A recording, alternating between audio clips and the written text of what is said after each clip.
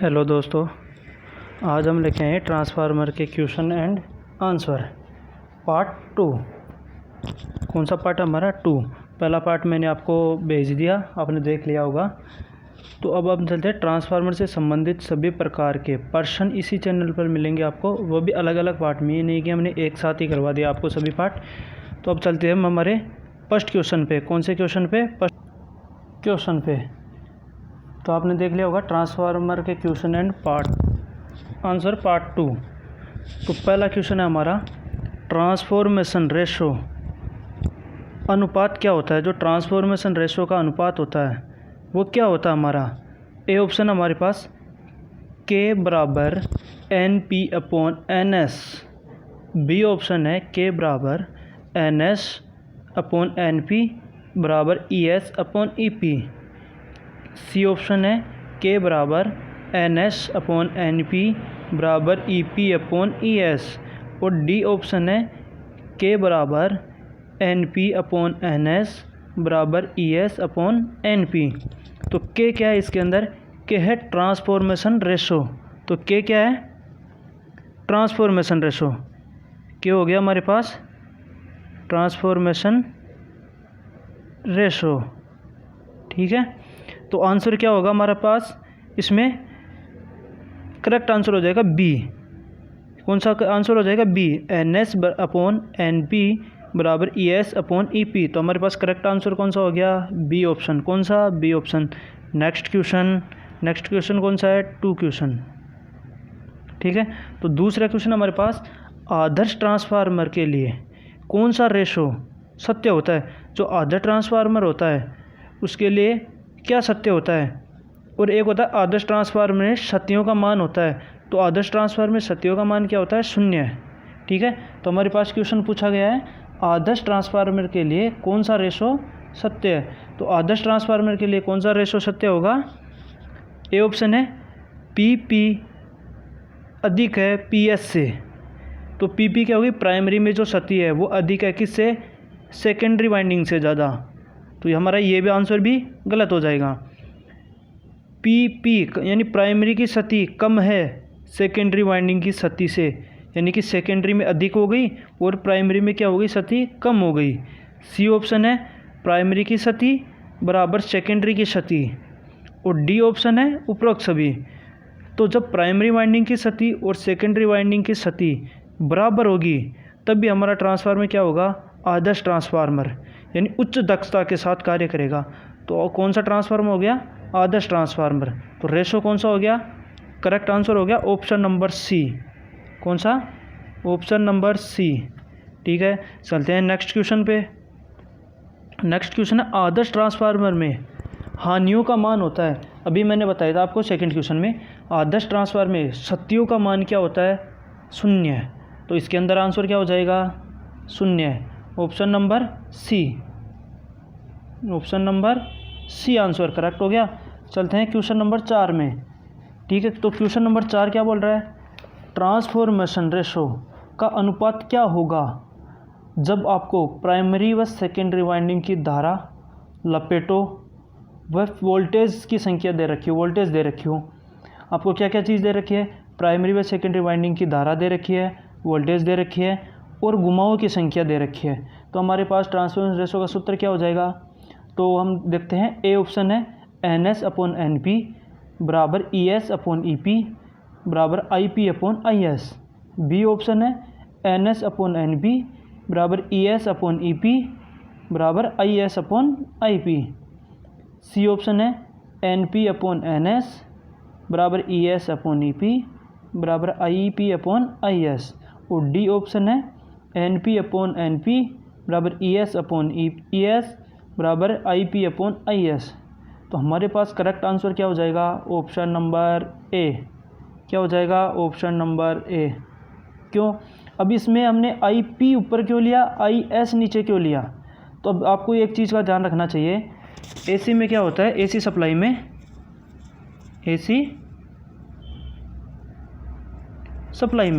AC supply में voltage और current में विलोमानुपाती संबंध होता है। क्या होता है? विलोमानुपाती संबंध।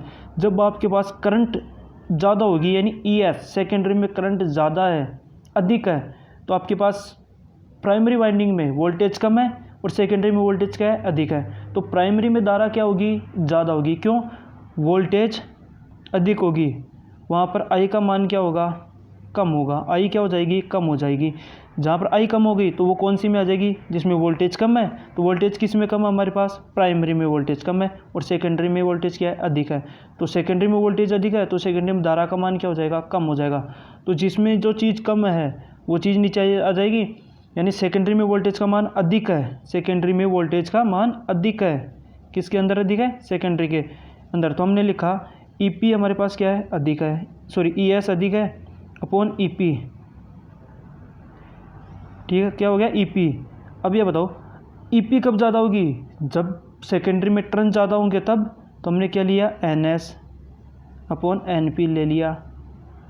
अब ये बताओ कौन सी वाइंडिंग में ईएमएफ ज़्यादा होगा, तो सेकेंडरी में ज़्यादा होगा और धारा किस में कम होगी, सेकेंडरी में। तो हमें तो वोल्टेज अधिक चाहिए, तो आईपी अपॉन आईएस।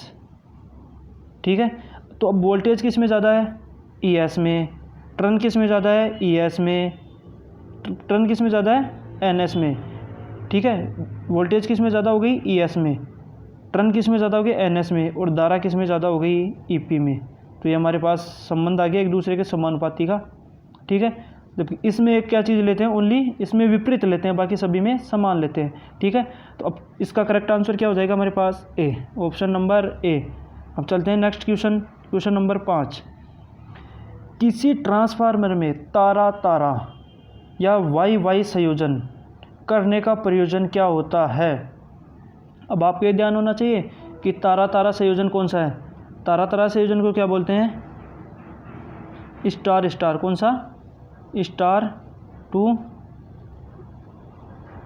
स्टार संयोजन। ठीक है, तो स्टार स्टार संयोजन का उपयोग कहाँ पर करते हैं। तो हमारे पास ए ऑप्शन है उच्च वोल्टेज निम्न शक्ति, बी ऑप्शन है निम्न वोल्टेज उच्च शक्ति, सी ऑप्शन है निम्न वोल्टेज निम्न शक्ति और डी ऑप्शन है उच्च वोल्टेज उच्च शक्ति। तो कहाँ पर प्रयोग करोगे आप इसका, तो कहाँ पर प्रयोग किया हमने, स्टार स्टार संयोजन का उपयोग कहाँ पर होगा, option number D correct answer होगा। कौन सा, ऑप्शन नंबर डी। अब डी क्यों हुआ, आपको पता है स्टार में, किस संयोजन में, स्टार संयोजन में वी एल बराबर क्या होता है, √3 वीपी। जो हमारी लाइन वोल्टेज होती है वो फेज वोल्टेज की क्या होती है, √3। एक तो वोल्टेज भी हमारे पास क्या होगी, अधिक हो गई, कितनी, √3 गुनी। और जहाँ पर आपके पास वोल्टेज उच्च हो गई तो उसके लिए क्या हो गई, शक्ति भी उच्च हो गई। तो हमारा जो स्टार संयोजन होता है वो किसके लिए प्रयोग होता है, स्टार स्टार उच्च वोल्टेज और उच्च शक्ति के लिए। ठीक है, अब चलते हैं नेक्स्ट क्वेश्चन। तो नेक्स्ट क्वेश्चन कौन सा हमारा, क्वेश्चन नंबर 6। क्वेश्चन नंबर 6 क्या बोल रहा है, स्टार संयोजन में लाइन धारा फेज धारा से होती है। जो लाइन धारा होती है वो फेज धारा के कितनी होती है। तो हमारे पास आई एल बराबर स्टार संयोजन में, इसमें स्टार में क्या होता है, आई एल बराबर आई पी होता है। आई एल बराबर आई पी, यानी कि जितनी स्टार में करंट, लाइन करंट होगी उतनी क्या होगी, फेज करंट होगी। फेज करंट में कोई डिफरेंस नहीं होता, दोनों एक दूसरे के बराबर होती है। किस संयोजन में, स्टार संयोजन में। ठीक है, तो नेक्स्ट क्वेश्चन, इसके अंदर करेक्ट आंसर कौन सा हो जाएगा, पहला ऑप्शन ही हो गया हमारे पास आई एल बराबर आई पी। कौन सा, ऑप्शन नंबर ए। अब चलते हैं नेक्स्ट क्वेश्चन पे। तो नेक्स्ट क्वेश्चन पे चलते हैं अब। तो नेक्स्ट क्वेश्चन क्या है, स्टार संयोजन में फेज वोल्टेज होता है। अब ये ध्यान रखना, एक तो लाइन वोल्टेज होता है, एक होता है फेज वोल्टेज होता है। कौन सा, एक लाइन वोल्टेज और एक फेज वोल्टेज।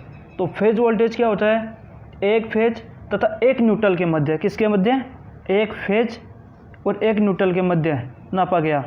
यानी कि आप बोल सकते हो फेज और न्यूट्रल के मध्य मापा गया। ये क्या कहलाएगा आपका, फेज और न्यूट्रल के मध्य नापी गई वोल्टेज क्या कहलाएगी, वीपी, कला वोल्टेज जिसको बोलते हैं, कला वोल्टेज वीपी हो गई आपके पास। ठीक है, अब एक होती है, ये क्या होगी, वीपी, ये किस क्या कहलाएगी, वीपी।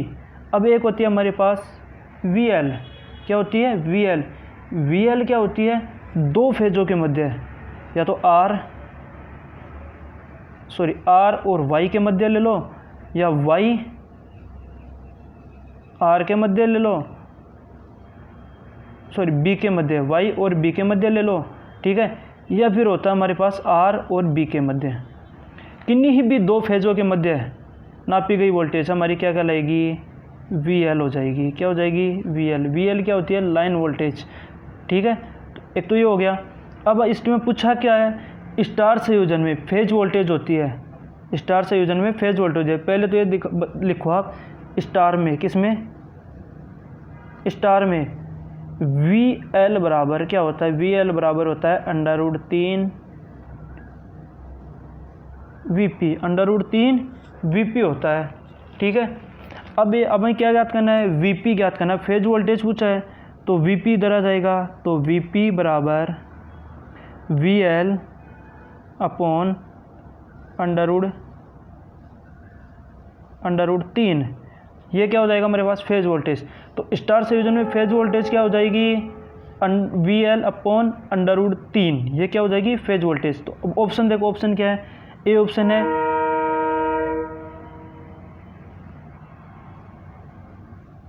तो ए ऑप्शन क्या है, वी एल बराबर √3 वीपी।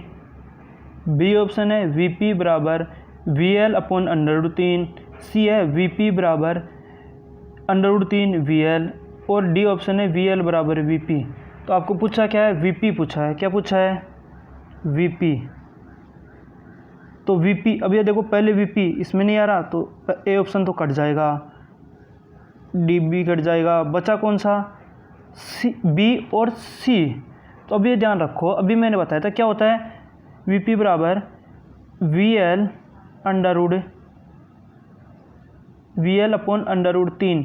ये कौन सी ऑप्शन में मिल रहा है आपको, V L upon √3, B option में। तो हमारा करेक्ट आंसर क्या हो जाएगा, बी आंसर, ठीक है। चलते हैं नेक्स्ट क्वेश्चन।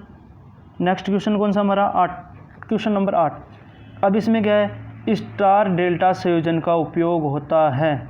अब स्टार डेल्टा कनेक्शन होता है, वो कहाँ पर करते हो आप, ए ऑप्शन है अपचायक पावर ट्रांसफार्मर। अपचायक का मतलब हो गया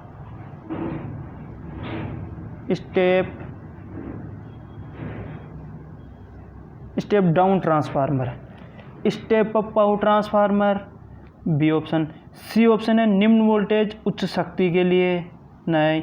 डी ऑप्शन है निम्न वोल्टेज निम्न पावर ट्रांसफार्मर के लिए। तो हमारा इसके अंदर करेक्ट आंसर हो जाएगा, स्टार डेल्टा संयोजन का उपयोग किया जाता है स्टेप अप पावर ट्रांसफार्मर। कौन सा, स्टेप अप पावर ट्रांसफार्मर, जहाँ पर वोल्टेज वृद्धि हो, जहाँ पर वोल्टेज की वृद्धि हो, वहाँ पर कौन सा संयोजन, स्टेप अप पावर ट्रांसफार्मर के लिए, ठीक है। अब चलते हैं नेक्स्ट क्वेश्चन में। तो नेक्स्ट क्वेश्चन कौन सा हमारा, डेल्टा संयोजन में फेज वोल्टेज का मान होता है। जो डेल्टा संयोजन होता है उसमें फेज वोल्टेज का मान क्या होता है, तो ए ऑप्शन है हमारे पास वी एल बराबर √3 वीपी। बी ऑप्शन है वीपी बराबर V L upon √3। C option है वीपी बराबर √3 अपॉन वी एल। और डी ऑप्शन है वीपी बराबर वी एल। तो हमारे पास करेक्ट आंसर कौन सा हो जाएगा, इसके अंदर कौन सा होगा करेक्ट आंसर, बताओ। तो करेक्ट आंसर हो जाएगा हमारे पास डी ऑप्शन। कौन सा हो जाएगा, डी ऑप्शन। इसमें क्या होगा, वी एल बराबर वीपी होती है किसके अंदर, डेल्टा के अंदर। डेल्टा के अंदर क्या होती है, वी एल बराबर वीपी। तो इसमें वीपी बराबर क्या हो जाएगा, वीपी बराबर वी एल। वही चीज़ है, क्योंकि वोल्टेज समान रहेगी, इसके अंदर कोई परिवर्तन नहीं होगा। तो वीपी बराबर वी एल बोल सकते हो आप, या वी एल बराबर वीपी, एक ही चीज़ है, दोनों में करंट क्या होगी, समान होगी, ठीक है। तो अब चलते हैं नेक्स्ट क्वेश्चन। तो हमारा नेक्स्ट क्वेश्चन कौन सा है, क्वेश्चन नंबर 10। क्वेश्चन नंबर 10 में क्या है, वोल्टेज को स्टेप डाउन करने के लिए किस प्रकार के संयोजन की आवश्यकता होती है। यानी वोल्टेज को डिस्ट्रीब्यूट करने के लिए, क्या करने के लिए, डिस्ट्रीब्यूट करने के लिए, यानी बांटने के लिए जिस कनेक्शन की आवश्यकता होती है, यानी जिस ट्रांसफार्मर में डिस्ट्रीब्यूट ट्रांसफार्मर होता है उसके अंदर किस प्रकार के कनेक्शन किए जाते हैं। क्योंकि वही तो आपको क्या करता है, वोल्टेज को स्टेप डाउन, जैसे घरों में सप्लाई आती है वो ये तो है ना कि हाई वोल्टेज आती है, कितनी आती है, लो वोल्टेज, यानी उसको क्या बोलेंगे, जो घरों में जो ट्रांसफार्मर सप्लाई देता है उसको क्या बोलते हैं, डिस्ट्रीब्यूशन ट्रांसफार्मर। क्या बोलते हैं, डिस्ट्रीब्यूशन ट्रांसफार्मर। तो डिस्ट्रीब्यूशन ट्रांसफार्मर क्या करता है, वोल्टेज को स्टेप डाउन करता है। तो उसके अंदर कौन से कनेक्शन होते हैं, ठीक है। तो अब देखो ऑप्शन ए है delta to delta, B option है डेल्टा टू स्टार, तो बी ऑप्शन कौन सा है, स्टार डेल्टा, सी ऑप्शन है डेल्टा स्टार, और डी ऑप्शन है स्टार स्टार। तो हमारे पास डिस्ट्रीब्यूशन ट्रांसफार्मर में कौन सा कनेक्शन होता है, प्राइमरी वाइंडिंग होती है डेल्टा के अंदर और सेकेंडरी वाइंडिंग होती है स्टार के अंदर, ठीक है। प्राइमरी वाइंडिंग किसके अंदर, डेल्टा, और सेकेंडरी किसके अंदर, स्टार के अंदर, ठीक है। तो हमारा करेक्ट आंसर क्या हो जाएगा, option number C, option number C. अब डेल्टा स्टार ही क्यों करते हैं, क्योंकि हमारे ट्यूबवेल के लिए, इसके लिए कौन सी सप्लाई होती है, 3 फेज सप्लाई। तो स्टार संयोजन का फ़ायदा होता है, यानी स्टार संयोजन का लाभ होता है किसका, स्टार संयोजन का लाभ क्या होता है, इसमें 3 फेज सप्लाई, किसके, 3 फेज के साथ सिंगल फेज सप्लाई भी ले सकते हैं हम। क्या ले सकते हैं, सिंगल फेज सप्लाई। कैसे, आपको पता है स्टार संयोजन होता है, कौन सा संयोजन, स्टार, ठीक है। प्राइमरी किस में कर दी हमने, डेल्टा में, सेकेंडरी किस में कर दी, स्टार में। तो स्टार में न्यूट्रल बिंदु प्राप्त हो जाते हैं, क्या हो गया, न्यूट्रल, ये क्या हो गया हमारे पास, आर, इससे अगला पॉइंट ये कौन सा हो गया, वाई, और जो ये कनेक्शन होगा हमारे पास ये कौन सा हो जाएगा, बी। अब एक तो ये आ गया आपके पास, एक न्यूट्रल लेगी, तो ये सप्लाई कौन सी हो गई, सिंगल फेज सप्लाई। तो हमने 3 फेज के साथ कौन सी सप्लाई प्राप्त कर ली, सिंगल फेज सप्लाई। ये लाभ होता है, इसलिए हम जो डिस्ट्रीब्यूशन ट्रांसफार्मर होता है उसके अंदर कौन से कनेक्शन करते हैं, डेल्टा टू स्टार, ठीक है। अब नेक्स्ट क्वेश्चन कौन सा है, डेल्टा डेल्टा संयोजन का उपयोग सामान्यतः किया जाता है। जो हमारे पास डेल्टा डेल्टा संयोजन होता है, यानी प्राइमरी भी डेल्टा में हो और सेकेंडरी भी डेल्टा में हो, उस ट्रांसफार्मर का उपयोग कहाँ पर करते हो, अब ऑप्शन है हमारे पास निम्न वोल्टेज या निम्न पावर उच्च वोल्टेज। ए ऑप्शन है निम्न पावर उच्च वोल्टेज, बी ऑप्शन है उच्च पावर निम्न वोल्टेज, सी ऑप्शन है निम्न पावर निम्न वोल्टेज, और डी ऑप्शन है उच्च पावर उच्च वोल्टेज। तो बताओ, आपने पढ़ लिया उच्च वोल्टेज उच्च पावर के लिए, तो कौन सा करते हैं, उच्च पावर उच्च वोल्टेज के लिए तो स्टार टू स्टार। अब डेल्टा किसके लिए होगा, निम्न वोल्टेज और उच्च पावर के लिए, ठीक है। जो डेल्टा डेल्टा होगा वो किसके लिए होगा, निम्न वोल्टेज और उच्च पावर के लिए, ठीक है। तो हमारा ऑप्शन देखो कौन सा हो रहा है, इसके अंदर कौन सा हो रहा है, किसमें है, निम्न वोल्टेज और उच्च पावर। पहले देख लो, बी ऑप्शन उच्च पावर और निम्न वोल्टेज, ठीक है। तो करेक्ट आंसर कौन सा हो जाएगा, बी, उच्च पावर निम्न वोल्टेज। क्यों, आपके जो स्टार डेल्टा कनेक्शन होता है, ठीक है, ये तो कौन सा हो गया, डी ऑप्शन है स्टार स्टार के लिए, जो बी ऑप्शन है ये किसके लिए आ जाएगा, डेल्टा टू डेल्टा। अब आपको पता है डेल्टा में वी एल बराबर क्या होता है, वी पी होता है, ठीक है। तो ये किसके लिए प्रयोग करते हो, निम्न वोल्टेज और निम्न पावर के लिए, निम्न वोल्टेज और उच्च पावर के लिए। जहाँ पर आपको वोल्टेज कम चाहिए और पावर अधिक हो, शक्ति की अधिक आवश्यकता होती है, वहाँ पर कौन सा, डेल्टा डेल्टा संयोजन, ठीक है। Next question number 12, inter star संयोजन या संयोजित।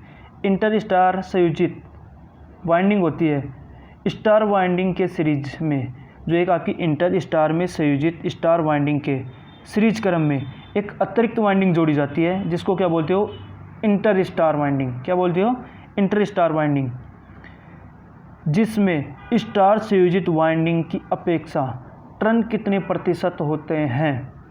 अब आपके पास 2 कनेक्शन होता है, star inter star connection, delta inter star connection, ठीक है। तो इसमें बात कर रहा है स्टार, ठीक है, या डेल्टा इंटर स्टार हो, ठीक है, कोई सा ही हो, इसमें जो स्टार में वाइंडिंग संयोजित होती है उसकी अपेक्षा कितने % टर्न दिए जाते हैं।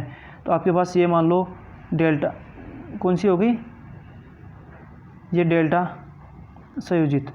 अब आपने ये कर दिया है, मान लो ये कौन सी वाइंडिंग है, डेल्टा स्टार, ये स्टार है, इसके अंदर आप कितने दे रखे हो टर्न, 100 टर्न, कितने 100, इसके अंदर भी कितने हैं 100, इसके अंदर भी कितने हैं 100। अब इसके बाद इसके श्रेणी क्रम में एक अतिरिक्त वाइंडिंग लगाई जाती है। क्या लगाई जाती है? एक अतिरिक्त वाइंडिंग तीनों के श्रेणी क्रम में, ठीक है। तो ये क्या कहलाती है? आपकी इंटर स्टार वाइंडिंग। तो इसमें जो टर्न दिए जाते हैं किसके अंदर? इसके अंदर जो टर्न दिए जाते हैं, ठीक है, वो मुख्य वाइंडिंग की अपेक्षा कितने दिए जाते हैं? 15.5%। कितने? 15.5%। अगर इसमें 100 है तो 100 का 15.5% निकालोगे, यानी 15 टर्न तो सीधे हो गए, तो 15 टर्न दोगे आप इसके अंदर। ये 15 इसके श्रेणी क्रम में और 15 इसके श्रेणी क्रम में। तो ये कौन सा हो गया आपका कनेक्शन? Delta inter star. अब इसमें क्यों बोला डेल्टा इंटर स्टार? किसको बोला? और स्टार इंटर स्टार किसको बोला? जिस ट्रांसफार्मर की प्राइमरी वाइंडिंग स्टार में और सेकेंडरी भी किसकी? इंटर स्टार में। तो ये संयोजन क्या हो गया? ये स्टार में और ये इंटर स्टार। तो ये संयोजित क्या हो गया? स्टार इंटर स्टार संयोजन। अगर हमने प्राइमरी वाइंडिंग किस में कर दी? डेल्टा में, और सेकेंडरी किस में? इंटर स्टार में। तो ये संयोजित कौन सा हो गया? डेल्टा इंटर स्टार संयोजन, ठीक है। तो कितने टर्न दिए जाते हैं इसके अंदर? 15.5% टर्न। तो हमारा इसमें ऑप्शन देखो, अब ऑप्शन में क्या है? ए ऑप्शन है 17% रन, बी ऑप्शन है 14% रन, सी ऑप्शन है 15.5 टन और डी ऑप्शन है 13.5% रन। तो हमारा करेक्ट आंसर कौन सा हो जाएगा? सी ऑप्शन 15.5% रन, ठीक है। Next question 13 number. निम्न वोल्टेज व निम्न पावर के लिए उपयोग होने वाला संयोजन कौन सा होता है? निम्न वोल्टेज और निम्न पावर के लिए किस प्रकार का संयोजन का उपयोग करोगे आप? वीबी संयोजन। तो ऑप्शन देखो क्या है? ए ऑप्शन है स्टार डेल्टा, बी ऑप्शन है star inter star, C option है टीटी संयोजन और डी ऑप्शन है वीबी संयोजन। तो हमारे पास करेक्ट आंसर क्या हो जाएगा? वीबी संयोजन। वीबी संयोजन क्यों?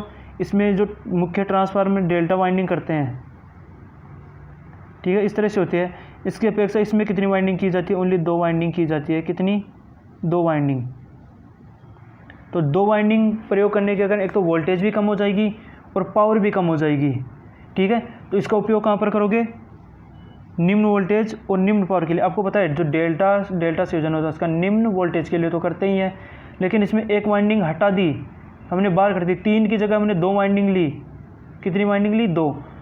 तो इसमें क्या हो गई? पावर भी क्या हो गई? कम हो गई। तो जो वीबी संयोजन होता है उसका उपयोग करते हैं निम्न वोल्टेज और निम्न पावर के लिए, ठीक है।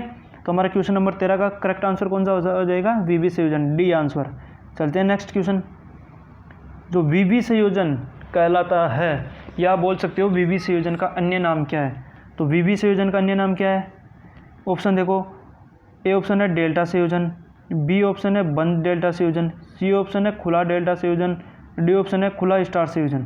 अब आप खुद पहचानो, खुद जान जाओगे क्या है इसका आंसर। बताओ क्या है? दोनों वाइंडिंग, अगर आपके पास इसमें डेल्टा 3 वाइंडिंग होती, ठीक है, तो अब क्या इसका परिपथ बंद हो रहा है? ऊपर वाले का इसका क्या हो रहा है? बंद हो रहा है हमारे पास, ठीक है। परिपथ क्या है? बंद परिपथ। तो इसको बोल सकते हो आप डेल्टा बंद परिपथ, ठीक है। लेकिन इसके अंदर एक वाइंडिंग हटा दी हमने, तो इसका परिपथ खुला परिपथ बन गया ना, खुला परिपथ हो गया। तो इसको कौन सा? डेल्टा में तो है लेकिन परिपथ खुला है, तो इसको क्या बोलोगे? खुला डेल्टा संयोजन। तो करेक्ट आंसर कौन सा हो जाएगा हमारे पास? सी। कौन सा? सी, खुला डेल्टा संयोजन, ठीक है। Next question number 15। जिस जगह पर अर्थ करना कठिन कार्य होता है, जैसे रेतीले क्षेत्र हो गया, पर्वतीय क्षेत्र, पहाड़ी क्षेत्र आदि, उस जगह प्रयोग होने वाला संयोजन निम्न में से कौन सा है? जहाँ पर आपको अर्थ करने में कठिनाई होती है, जहाँ पर आपको नमी प्राप्त नहीं होती है, तो वहाँ पर जहाँ पर अर्थ करना कठिन होता है वहाँ पर किस प्रकार के कनेक्शन प्रयोग करते हैं?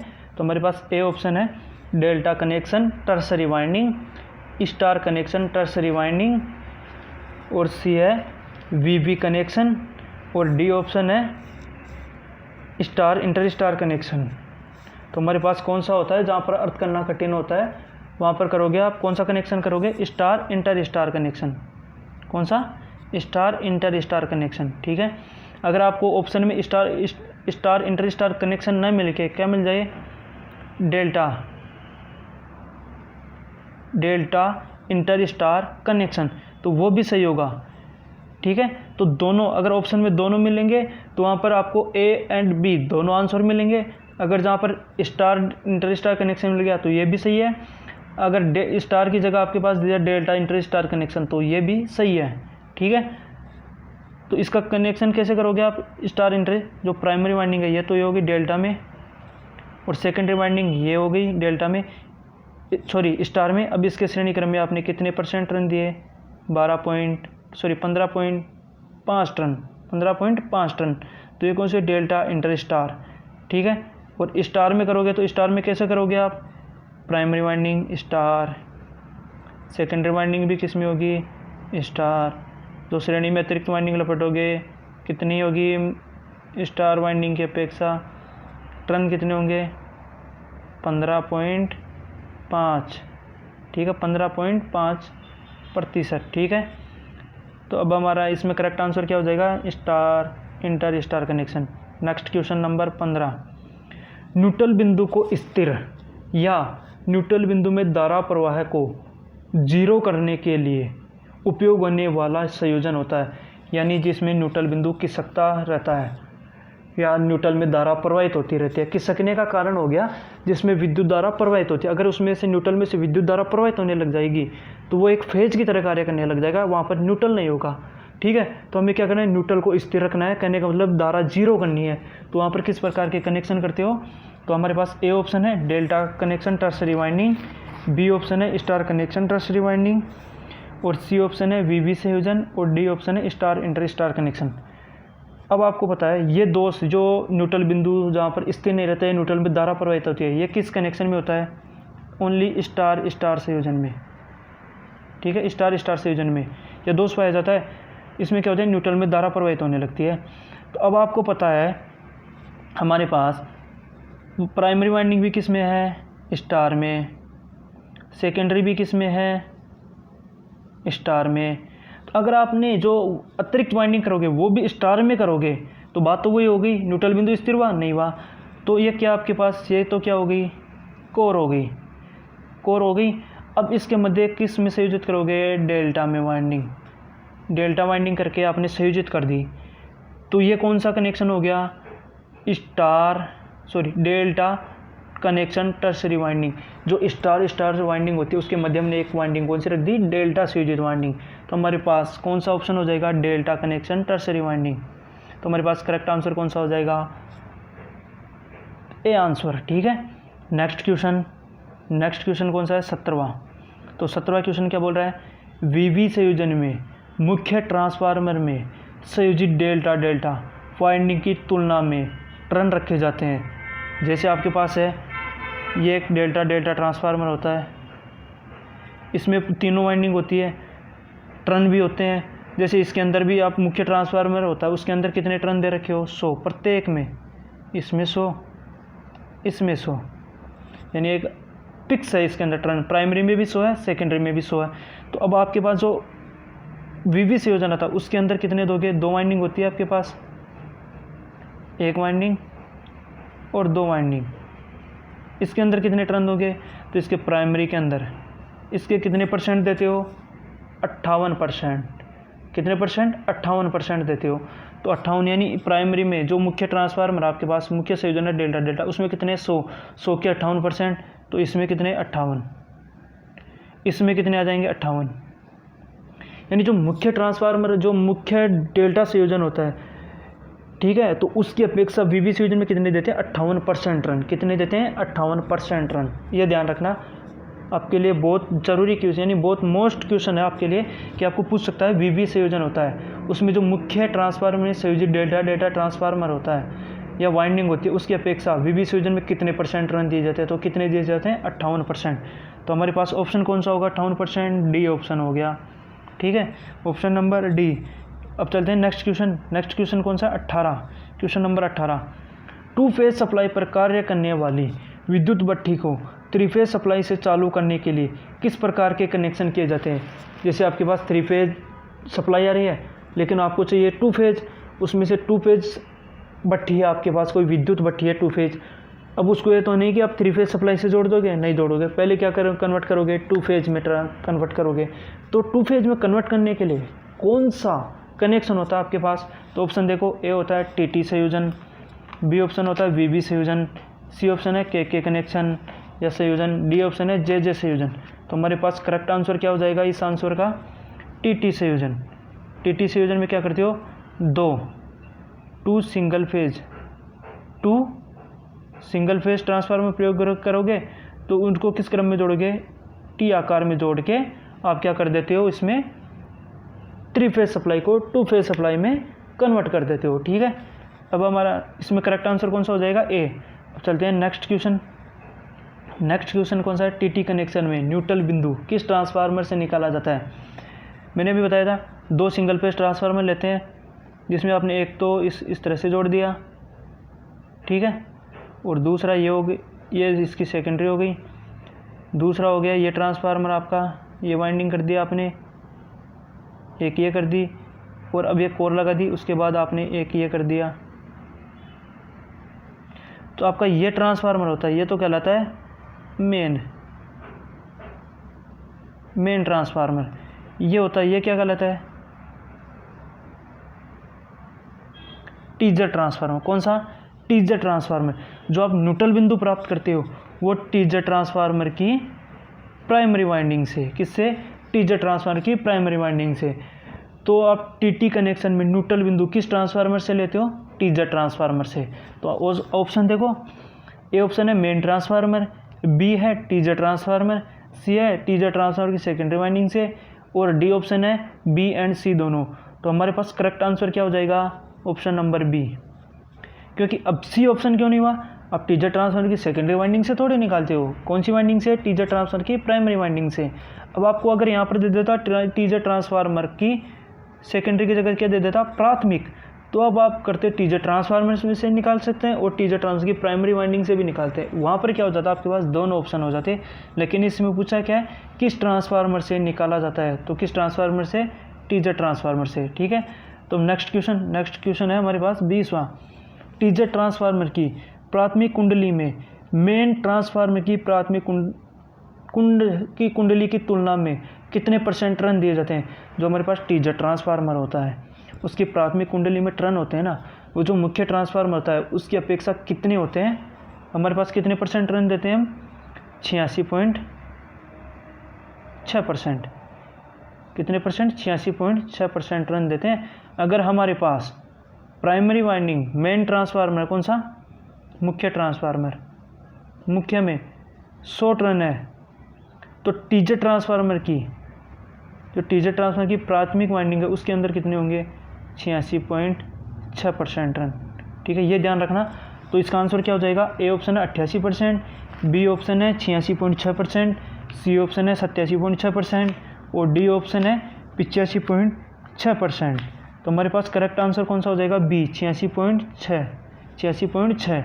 नेक्स्ट क्वेश्चन 21 नंबर का क्वेश्चन क्या है, टीजर ट्रांसफार्मर में कॉमन बिंदु के किस भाग से न्यूट्रल बिंदु निकाला जाता है, यानी कितने भाग से निकाला जाता है, 1/3 से निकाला जाता है, 2/3 से निकाला जाता है, या 3/2 भाग से निकाला जाता है, या 1/3 भाग से निकाला जाता है।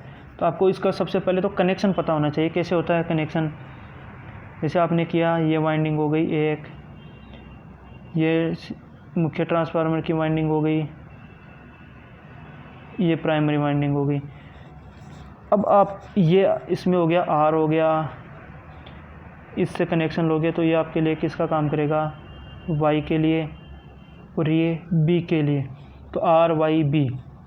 अब जो न्यूट्रल बिंदु ये हो गया इसका, ये लो, ये कनेक्शन होता है इसका। ठीक है, अब जो न्यूट्रल बिंदु निकालते हो आप, ठीक है, न्यूट्रल बिंदु निकालते हो, अगर ये क्या है, सप्लाई जाएगी इसके अंदर, क्या जाएगी, सप्लाई जाएगी, तो ये क्या हो जाएगा, सप्लाई बिंदु से लोगे, ऊपर से सप्लाई बिंदु से लोगे तो कितना भाग लोगे, ये क्या हो गया आपका एन, तो सप्लाई बिंदु से लोगे तो कौन सा आएगा 2/3, 2/3 कौन सा आएगा 2/3 आएगा। अगर आप कॉमन बिंदु, ये क्या है आपके पास कॉमन बिंदु, इस बिंदु से ले रहे हो तो कितना आएगा 1/3 भाग, 1/3 भाग से। तो अब आपको ये देखो क्वेश्चन में पूछा क्या है कि कॉमन बिंदु से पूछा है या सप्लाई स्रोत के बिंदु से पूछा है। तो किस बिंदु से पूछा है आपको, टीजेड ट्रांसफार्मर के कॉमन बिंदु के किस भाग से। तो अभी बताया था कॉमन बिंदु का कौन सा 1/3 भाग। तो हमारे पास करेक्ट आंसर क्या हो जाएगा, option number B correct answer हो जाएगा। ठीक है, नेक्स्ट क्वेश्चन क्या है 22 नंबर क्वेश्चन। ट्रांसफार्मर को समांतर क्रम में चलाने के लिए मुख्य सावधानी क्या होनी चाहिए। ट्रांसफार्मर होता है उसमें मुख्य सावधानी क्या होती है समांतर क्रम में चलाने के लिए। ए ऑप्शन है समान फेज क्रम, बी होता है समान वोल्टेज अनुपात, सी होता है समान ध्रुवता, डी ऑप्शन है समान प्रति इकाई इम्पीडेंस और ई ऑप्शन है उपरोक्त सभी। तो इसमें क्या हो जाएगा करेक्ट आंसर उपरोक्त सभी। क्या हो जाएगा उपरोक्त सभी। अब उपरोक्त सभी क्या होगा, अगर आपने ए ऑप्शन हमारे पास समान फेज क्रम, अगर आपने फेज क्रम अलग अलग जोड़ दिए, कहने का मतलब आर को वाई से, वाई को आर से और बी को बी से, तो यहाँ पर ये दो फेज तो क्या हो जाएंगे शॉर्ट हो जाएंगे। क्या हो जाएंगे शॉर्ट हो जाएंगे। जब दोनों का फेज क्रम ही अलग हो गया तो शॉर्ट सर्किट हो जाएंगे। इसलिए हमारे पास सबसे मेन होती है एक तो समान फेज क्रम समान होनी चाहिए, दूसरा है समान वोल्टेज अनुपात, यानी दोनों का वोल्टेज अनुपात भी समान होना चाहिए। जितना पहले से ये पहला ट्रांसफार्मर है इसमें है 11 kV, प्राथमिक है, सेकेंडरी में है 33 kV, 33 kV। ठीक है, अब जो हमारे पास समांतर में ट्रांसफार्मर जोड़ेंगे उसका वोल्टेज अनुपात भी कितना होना चाहिए, प्राइमरी वही 11 kVA की होनी चाहिए और सेकेंडरी वही 33 kVA में होनी चाहिए। ये नहीं कि आप प्राइमरी तो जोड़ दी 33 की और सेकेंडरी ले ली 11 kVA की, नहीं, प्राइमरी 11 की है, पहले से कार्य कर रहा है ट्रांसफार्मर, उसकी प्राइमरी 11 की है, तो जो नेक्स्ट समांतर में जोड़ोगे उसकी भी प्राइमरी किसमें 11 की होनी चाहिए। ये नहीं कि अलग अलग हो। इसका मतलब क्या हो गया समान वोल्टेज अनुपात, वो दोनों का वोल्टेज अनुपात भी समान होना चाहिए। तीसरा है समान ध्रुवता, जो कनेक्शन करने की ध्रुवता है वो भी समान होनी चाहिए। कि आपने एक में तो ले लिया स्टार स्टार और एक में ले लिया आपने स्टार डेल्टा, तो वो भी क्या हो जाएगा गलत हो जाएगा। अगर आपने पहले में स्टार स्टार ले रखे हो तो सेकंड ट्रांसफार्मर जो समांतर में जोड़ोगे उसके कनेक्शन में किस में होने चाहिए स्टार स्टार में। ठीक है, अब होता है प्रति इकाई इम्पीडेंस समान, दोनों का जेड भी समान होना चाहिए। इम्पीडेंस क्या होता है जेड, तो जेड भी समान होना चाहिए, आर भी समान होना चाहिए। ट्रांसफार्मर में जो एक्सेल होता है वो भी दोनों का क्या होना चाहिए समान होना चाहिए, आर भी समान होना चाहिए। अगर एक का आर अधिक हो जाएगा एक का आर कम हो जाएगा, यानी कहने का मतलब एक का जेड अधिक हो गया इम्पीडेंस, एक का इम्पीडेंस कम हो गया, तो उस स्थिति में ट्रांसफार्मर क्या करेगा, एक तो निम्न वोल्टेज के साथ निम्न पावर फैक्टर के साथ चलेगा, एक उच्च पावर फैक्टर के साथ चलेगा। इसलिए हमारे पास समान प्रति इम्पीडेंस इकाई इम्पीडेंस भी होनी चाहिए। तो हमारे पास करेक्ट आंसर क्या हो जाएगा ऑप्शन नंबर डी।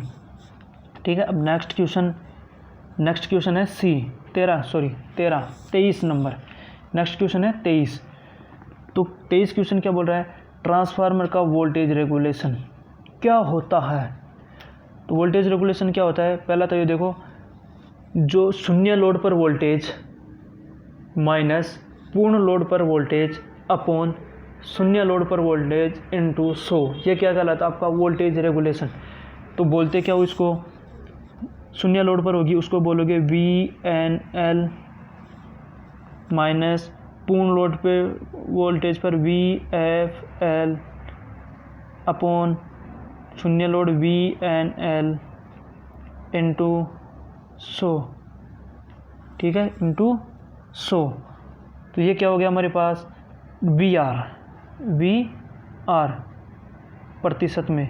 तो VR का मतलब वोल्टेज रेगुलेशन। तो ये देखो आपको ये सूत्र कौन से ऑप्शन में मिल रहा है, ए VR बराबर है VNL minus VFL into 100 upon VNL। तो यही मिल गया हमारे पास। तो करेक्ट आंसर कौन सा हो जाएगा ए ऑप्शन क्या हो जाएगा हमारे पास करेक्ट आंसर हो जाएगा। नेक्स्ट क्वेश्चन नंबर 24 क्या बोल रहा है, ट्रांसफार्मर की क्षमता किस में दर्शाई जाती है।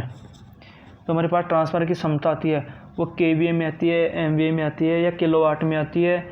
ठीक है, तो किस में आती है, ट्रांसफार्मर की क्षमता दो प्रकार से दर्शाई जाती है। पहली होती है KVA में जो होती है kilo volt ampere, kilo volt ampere, एक होती है MVA, एक होती है MVA। MVA का मतलब होता है मेगा वोल्ट एम्पियर। कौन सा?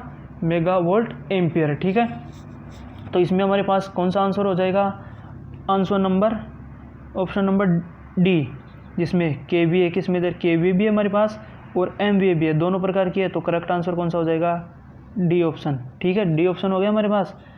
नेक्स्ट क्वेश्चन है 25वां क्वेश्चन है, ट्रांसफार्मर की प्राथमिक कुंडली की धारा ज्ञात हो, कैसे करते हैं? जो ट्रांसफार्मर की प्राथमिक वाइंडिंग होती है उसकी धारा कैसे ज्ञात करोगे? यदि ट्रांसफार्मर की हम क्षमता हमें किस में दे रखी है? MVA में। किस में दे रखी है? MVA में। वह प्राथमिक की धारा,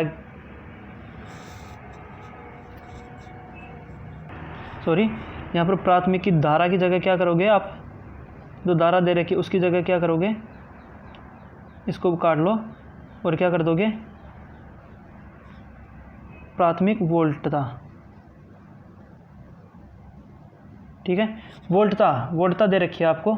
ठीक है, ये कर लिया। तो अब आपको क्या दे रखी है? ट्रांसफार्मर में प्राथमिक की कुंडली की धारा कैसे या ज्ञात कैसे करते हो? यदि ट्रांसफार्मर में हमें MVA क्षमता व प्राथमिक की वोल्टता दे रखी है। ठीक है, तो कैसे करोगे? इसका सूत्र क्या होता है? इसका सूत्र होता है हमारे पास KVA, क्षमता किस में? MVA में। तो हम क्या लेंगे? MVA लेंगे। ठीक है, तो इसको हटाते हैं पहले।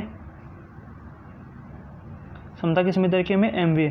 तो यहाँ पर क्या लेंगे? MVA लेंगे। ठीक है, तो लेते हैं क्षमता किस में? MVA बराबर EP यानी प्राइमरी की वोल्टेज और IP प्राइमरी की धारा। अब हमें ज्ञात क्या करना है? IP। तो IP इधर आ जाएगा, IP बराबर MVA अपॉन EP। अगर हमें ये पूछ ले आपको सेकेंडरी वाइंडिंग की क्या दे रखी है? वोल्टेज दे रखी है और क्षमता दे रखी है ट्रांसफार्मर की, और सेकेंडरी की धारा ज्ञात करो, तो इसमें क्या हो जाएगा? IP की जगह क्या लग जाएगा? IS लग जाएगा और EP की जगह ES लग जाएगा। ठीक है, यही चीज़ होती है इसके अंदर और कुछ नहीं होती। ठीक है, तो अब आपके ये हो गए 25 क्वेश्चन, पार्ट नंबर 2। इसके अंदर कितने क्वेश्चन सोल्व कराए हमने? 25 क्वेश्चन सोल्व करवा दिए। ठीक है, तो अब आपको बताना, आप कमेंट करके बताना वीडियो कैसे लगा, क्वेश्चन कैसे लगे, कितने क्वेश्चन सही है और कितने क्वेश्चन गलत है। तो ये आप कैसे बताओगे? कमेंट सेक्शन में कमेंट करके। अगर आपको वीडियो अच्छा लगे तो लाइक करो, शेयर करो और अपने दोस्तों के साथ सब्सक्राइब करो। और साथ में सब्सक्राइब के साथ में आपको कौन सा बटन? बेल आइकन बटन भी दबाना है, जिससे हमारी आने वाली वीडियो आपको पता लग जाएगी वीडियो कब आई है हमारी। ठीक है, धन्यवाद। तो आज इसी के साथ वीडियो समाप्त करते हैं। ठीक है, धन्यवाद।